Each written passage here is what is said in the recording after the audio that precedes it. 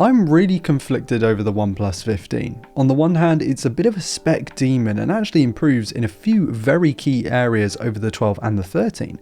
But on the flip side, it seems to throw away some of that momentum that its predecessors had been building over the last few years. I have a lot of thoughts on this phone, and it's probably my most anticipated device of the year, so let's talk about those. I want you to remember this one line for the rest of the video.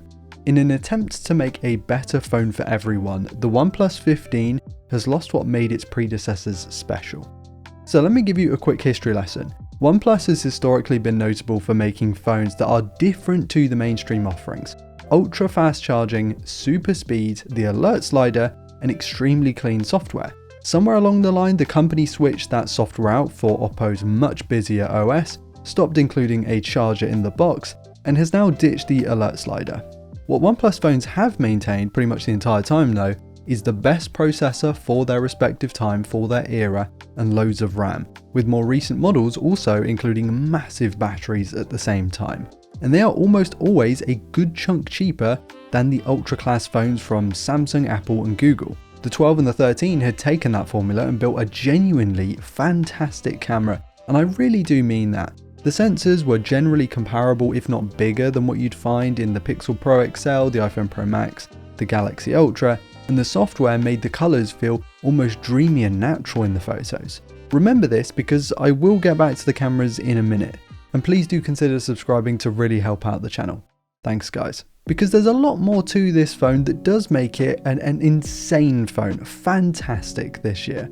I wasn't crazy on the design when I first unboxed this, but after a couple of days, this thing has really grown on me, and a week later, it's maybe one of my favourite designs in the high-end smartphone space. The purple is the best colour, and you can at me about that, and I think this camera bump is really quite smart. It's very well done. It's different to what we've had before, but I think it looks clean. And you guys know that I am not a flat sides man by any means. They're not ergonomic. That's just simply not how our hands work. They still don't work on the OnePlus 15, I'm not about to surprise you there. But OnePlus has chosen to step away from a design that, was very different to one that's a lot more in line with what Apple, Google and Samsung are doing. This phone feels like that level of high end. Like, this is clearly and easily a design and build quality that is worth competing with those phones that cost 4 figures, and you feel it the second you pick it up. The textures are spot on here, the button's crazy clicky, it's IP68 and 69K rated, the in-display fingerprint scanner is ultrasonic, absolutely rapid, and the uniform bezels around the screen are also crazy thin. The company has tried to appeal to more people by dropping the amazing alert slider for a customizable button. You might love the additional functionality offered by a customizable button, totally appreciate that, and it is fantastic for you, but I just feel like it's dropped points for me. Turning the OnePlus 15 on gives you a similar experience actually. The screen is fantastic.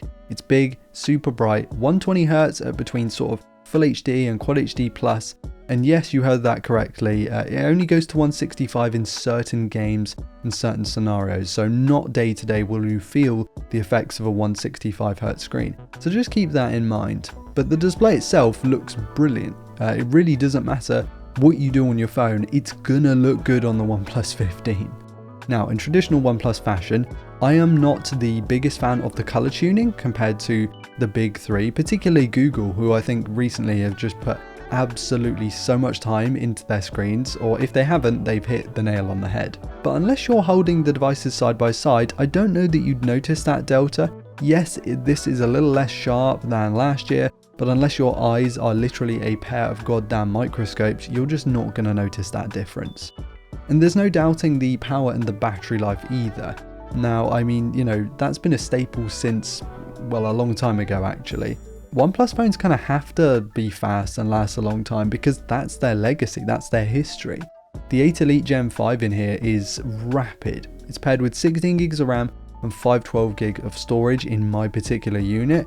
There are reports out there that these things overheat, but my Android Police colleague Angie Boxall wrote a piece on this, and between me and him, we couldn't get our OnePlus 15 units to overheat, and we did put them under extreme 3D Mark stress tests. The phone did get genuinely uncomfortably hot at a 50 degrees centigrade readout, during the extreme stress tests, but that is not a natural set of circumstances. In actual games, even the higher end ones, the 15 got, sure, a little toasty, but it was never near what I'd call uncomfortably warm. And as you'd expect from a high-end OnePlus, it just kind of eats up games like they're nothing. You can basically chuck whatever you want performance-wise at the OnePlus 15, it's gonna do it. And it can do it for a long time as well because it's got a 7300 mAh battery. For some context, that's almost 50% more capacity than the S25 Ultra, which is wild because this also weighs less. All day phone for me, absolutely no problem. Actually easily a 2-day phone for me.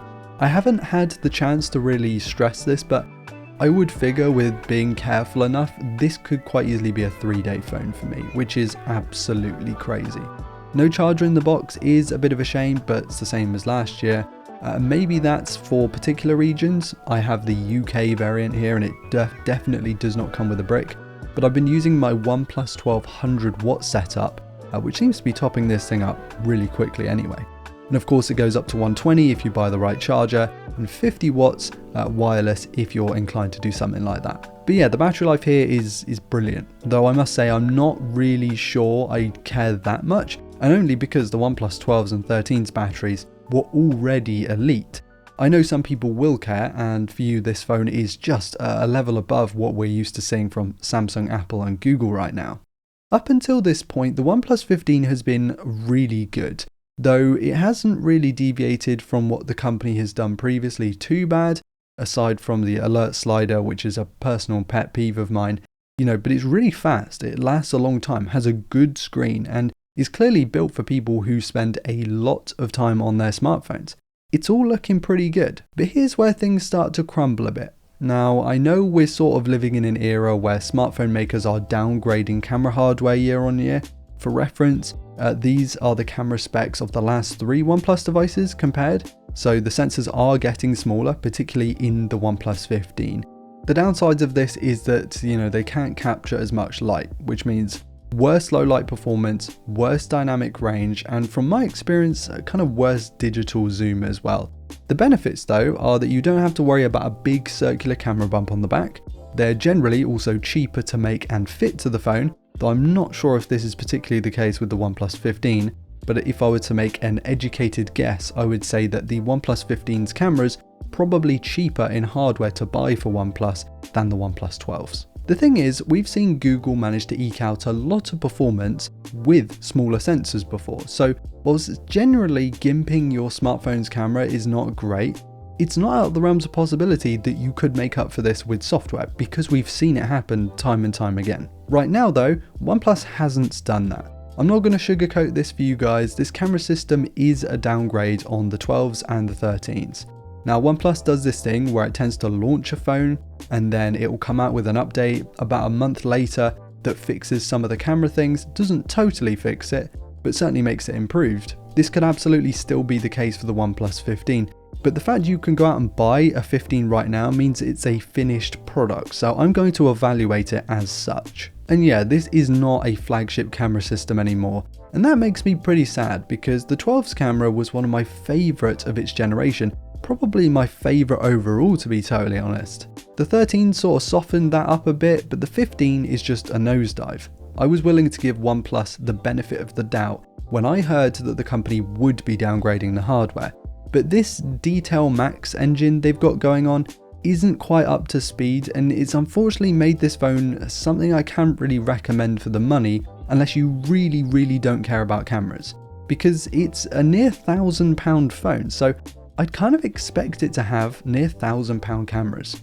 Anyway, you can get good photos from this sometimes, and that's why I feel it does have a bit of potential. It's not like a complete potato, but there will be shots that have you seriously questioning what phone you're using to take these photos. And I think most of that comes down to the processing on here. I'm sure those smaller sensors are really not providing the best base, and actually what OnePlus has done by using those smaller sensors is make its job harder when it comes to building its own processing pipeline, because that's really the inconsistency that brings this whole camera down. But in totality, whatever mode you're using, whatever subject you're shooting, the OnePlus 15 kind of feels like a mid-range camera at best. And even then, a Pixel from a few years ago can kind of beat it quite easily. There's a lot of work to do here to make it back where OnePlus was with the 12 and the 13. Interestingly, OnePlus's sister company Oppo has its Find X9 Pro, which seems to feature a super impressive camera system with way bigger sensors and the Hasselblad color tuning.